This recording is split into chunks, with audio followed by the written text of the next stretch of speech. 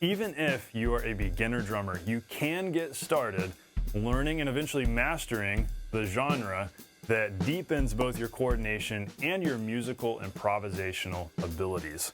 I'll show you exactly how to do this step by step. You can do it.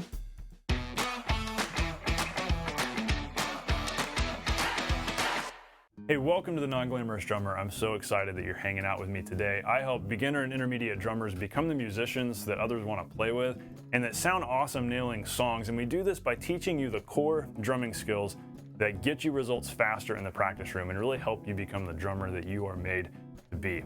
And hey, if you are a total beginner, one of the biggest struggles that every beginner faces is wanting to learn songs, even if they're simple songs, but not really knowing what the grooves are, not really knowing any fills. You need to know some basic fills and some basic grooves so that you can just get up and running.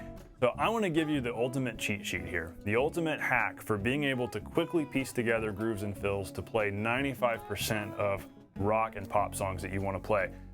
Grab my totally free e-guide. It's called 25 Practical Rock Grooves and Fills for the Beginner Drummer. Literally, I just give you the most common rock grooves that you're going to hear in songs that you're going to use so you can learn these, be practicing these, and therefore learn songs more quickly. And I give you 25 super common rock fills that are simple, musical, and that fit in so many situations. So literally with the stuff right here in this guide, you can piece together 95% of the rock songs you're going to play. So this is going to be super helpful to you, super valuable to you. You can literally just get up and running and be able to play the drums and just feel like a musician much more quickly. So go grab that guide in the description. It's totally free. On with today's lesson. The general belief about jazz is that it's hard, it's super complex, it's beyond a beginner's reach, and it's like this academic kind of genre that universities and colleges teach and that you don't learn until you've learned all the other genres, and it's like the ultimate challenge. And so therefore jazz is really scary and you may never tackle it and reach that higher level of coordination and musicality that you're capable of because you're literally just scared of it and everybody scared you out of working on jazz. I heard Jojo Mayer say one time in an interview that he believes that academia has killed jazz because the way it's taught in colleges and universities, because it is complex, it's just been elevated to this academic kind of higher, like super complex scientific kind of skill. And so it makes everybody scared of it in a way where it's this rigorous, regimented kind of thing, and it's not supposed to be that way, as I think you're going to find today. Because if we start with the basic building blocks, if we take this step by step, any beginner drummer, even if this is the first thing you learn, you can get started putting together jazz. Because hey, back in the day, before rock music was the popular genre, what did a beginner drummer learn? Jazz. And so it wasn't always, okay, learn rock first, and then learn your rudiments, and then learn jazz. At one point, there was no rock drumming, so the first thing a beginner learned was jazz. And so you can do that too. Let's start off with the basics here. I'm going to give you 3 steps, literally just 3 steps we're going to go through, 3 actions, gradually piecing together some basic swing that you're going to be able to use to increase your left hand coordination on the snare, your right foot coordination on the kick, and your ability to syncopate each one of these and eventually improvise. It's going to be a lot of fun. So, you ready? Let's dive in. Step number 1, let's play the jazz swing pattern. So if you've spent any time listening to jazz, you've heard this before. You know it's that pattern. And there are a lot of different ways you can go about playing this. Even if it's that one rhythm, there are different ways you can phrase it and make it feel. But the main thing to keep in mind here is that this is driven by the quarter note. And so our pre-step 1 is just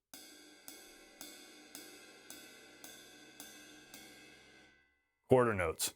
Then, so if those are our tings, ting, ting, ting, we want to add in our ta, ting, ting, ta, ting, ting, ta, ting. We want to add those in, but we want to make sure that we don't add those in at the expense of things getting sloppy. So make sure you're maintaining that triplet feel.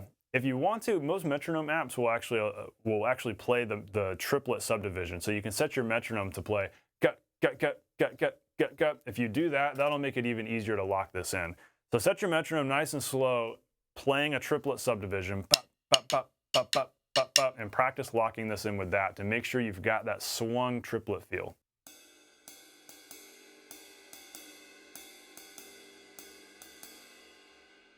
Then add the left foot on 2 and 4. 1, 2, 3, 4, 1.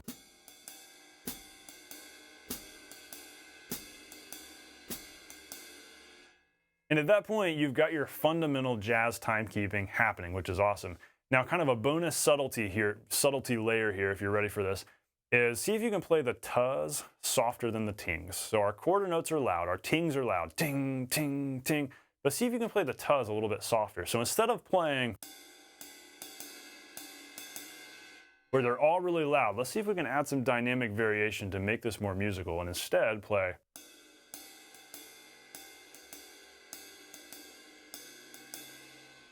That way we feel that quarter note pulse and not so much the ba, ba, ba, ba, ba, ba, ba.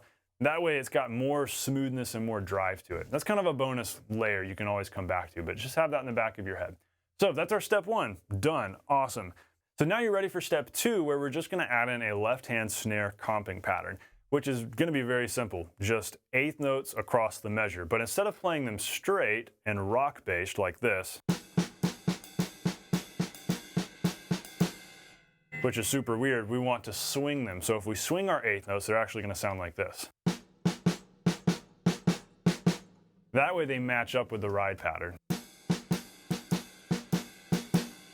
The key here is making sure that the notes down here that line up with our ta notes up here, bum, bum, ta-ting, ta-ting, those tas are on offbeats. So make sure that those are lining up with the snare notes down here so that things aren't sloppy.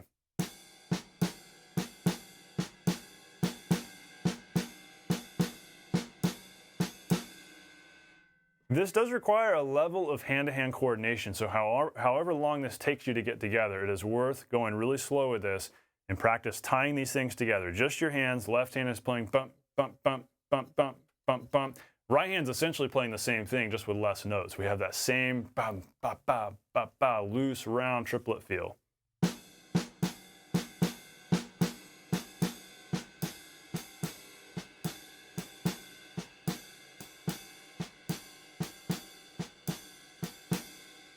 And as a bonus layer, we're always talking about dynamics here. Play the ride a little stronger, left hand softly.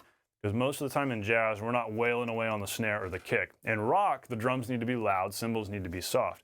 In jazz, cymbals are the driving force, drums are generally more subtle unless we're playing big hits. So practice doing this with a strong ride but a soft ghosting snare. And then of course, add the left foot 2 and 4 back in.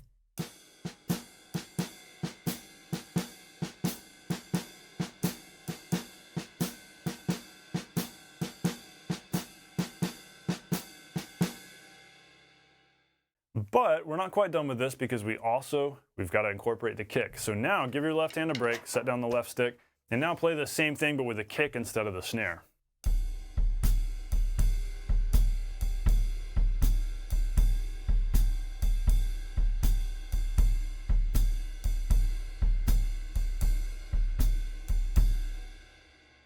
So we're focusing on that right hand, right foot relationship, making sure things lock in. So go as slow with that as you need to, removing the left foot.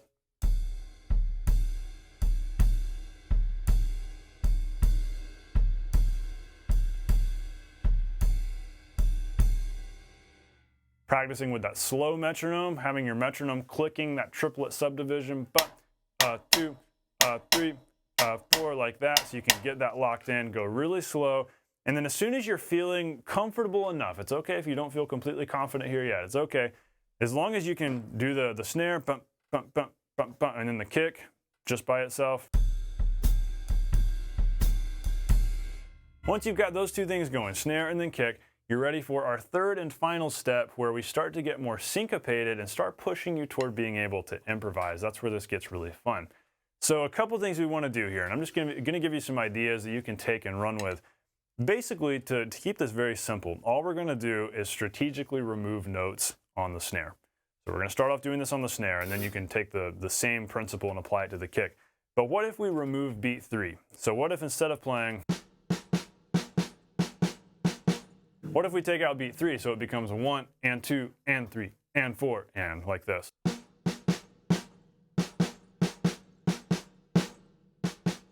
And then we accent that note that happens right before the rest there where we removed beat 3. So 1 and 2 and 3 and 4 and 1 and 2 and 3 and 4.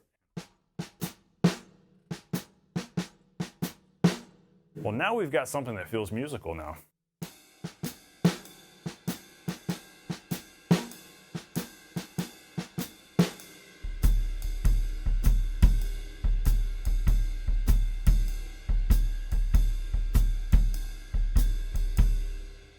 We can, of course, do that same thing on the kick. Suddenly, this gets more interesting, and it's more of a coordination challenge because we're thinking about dynamics here with our weak hand, our left hand on the snare, and playing most of the notes softly, but then hitting that accent. But if you can challenge yourself to do that, practice just the left hand, then add in the left foot along with it, and then bring the right hand back in, that's going to be fantastic, and you're going to start to really feel like a jazz drummer. Then let's just remove another beat. Let's take out beat 1. So now we've just got 1 and 2 and 3 and 4, and so we're now accenting that and a 4 that comes right before the space we're now leaving on beat 1. So now it'll sound like this. 1.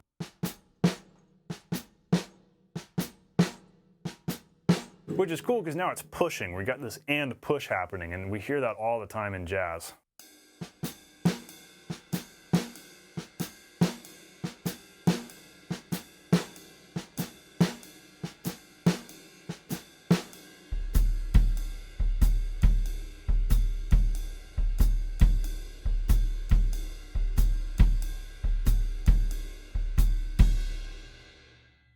Especially at quicker tempos,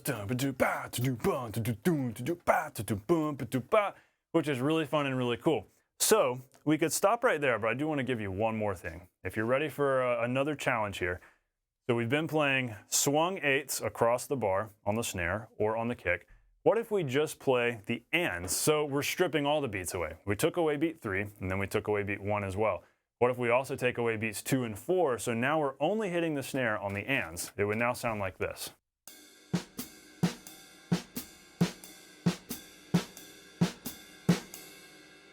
Then you can do the same thing on the kick. Again, the focus is on making sure that those off beats, those ands, are in time.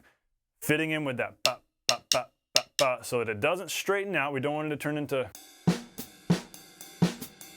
It can get sloppy so easily. Be careful. Make sure you've still got that swung feel. Make sure it's all locking in. That really targets that relationship of your tas over here. Ting, ting, ta, ting, ting, ta, because these ands are going to, 2 of those ands are going to lock in with the ta, whether it's snare or kick. So practice doing that, because now if you can do these 2 different combinations,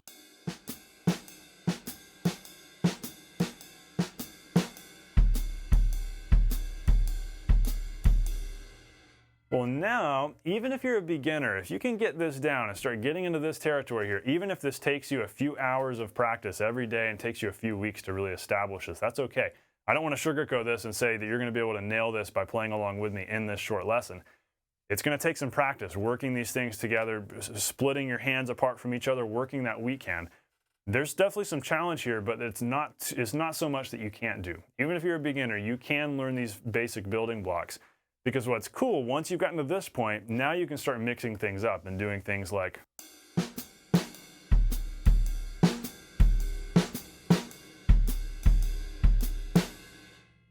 That's really cool. We're literally just playing on the ands, but we're doing some left hand. We're also mixing in right foot. And as you get faster...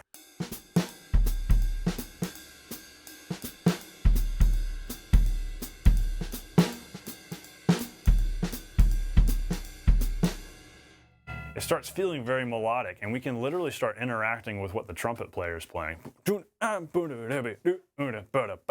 so much of jazz is based on those ands, on those. That's what creates the syncopation, that playing off the beats, shifting the beat over. And so that's where it gets really fun and musical. And so then when you mix in the other notes as well, like the beats that we removed, suddenly you've got things like...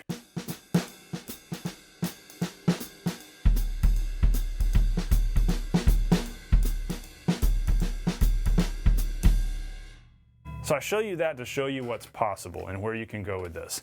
If you are coming into this a total beginner, or even if you're kind of pushing into intermediate territory, focus on these first 3 steps. Getting the ride pattern down with left foot on 2 and 4, and then doing the swung 8s on the snare, swung 8s on the kick, and then practice removing those beats.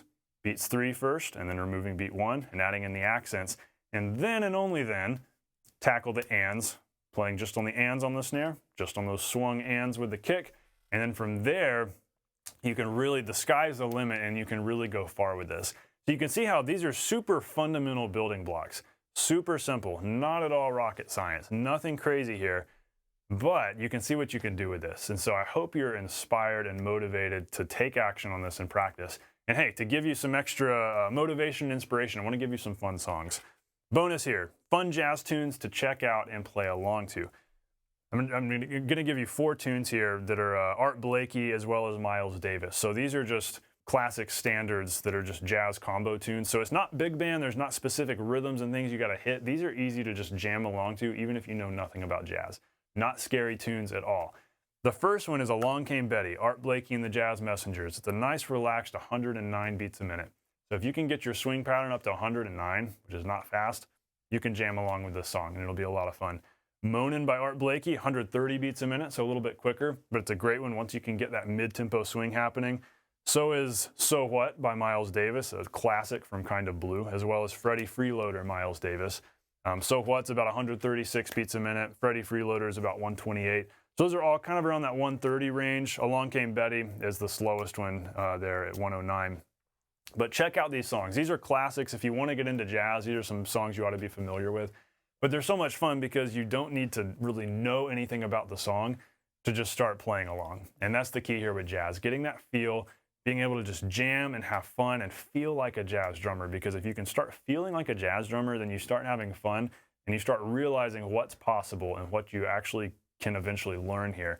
So practice these building blocks, practice these exercises step by step, putting together our jazz groove possibilities here, and then start applying that to those songs. At that point, there's so much you can do with this, so much value in this. And so if you came into this as a beginner, hey, this is your pathway to playing jazz. If you came into this as an intermediate player looking to polish things up, awesome. You can revisit the basics here and make sure you're nice and tight, and you can work on those dynamics and accenting the quarter notes and getting the feel right. So much nuance here and subtlety to work on. But even if you're a beginner, you can get these things squared away and get yourself playing jazz. So, question I want to ask you, just for fun, I'm curious. What makes you want to play jazz? Tell me in the comments as we get going here. Let's get a discussion going. Tell me what interests you about jazz. What makes you want to play jazz? Because I'm assuming if you stuck with me up to this point through this lesson, then you have a desire to play it. So what is it about jazz that you think is really cool and maybe inspiring to you? What makes you want to play it? I know for me, it's just the aspect of the improvisation and just the freeness of it, where you're not constrained to specific parts. You know, rock is very heavy and hard and loud and part-based, but jazz is more chill. It's more quiet and it's more improvisatory, and there are less rules. I heard somebody say there are no mistakes, only new parts. And so I love that improvisation potential and how you can kind of just make things up and have fun. That's what attracts me to jazz. Plus, there's so much history there, so much cool American history with jazz, and history of the drum set, because the drum set was essentially created for jazz. That was the popular music that was happening as the drum set as we know it today came into fruition. So whole things for, you know, side tangents. I'm sure there's some other videos on YouTube talking about the history of all this, but so much fun, so much cool stuff there. So I hope you were challenged, inspired, empowered, and encouraged to go and learn some jazz, even if you're a beginner. You can do this. I'm so excited for you. I believe in you. You can learn jazz. I'll see you on the next video. Stay non-glamorous.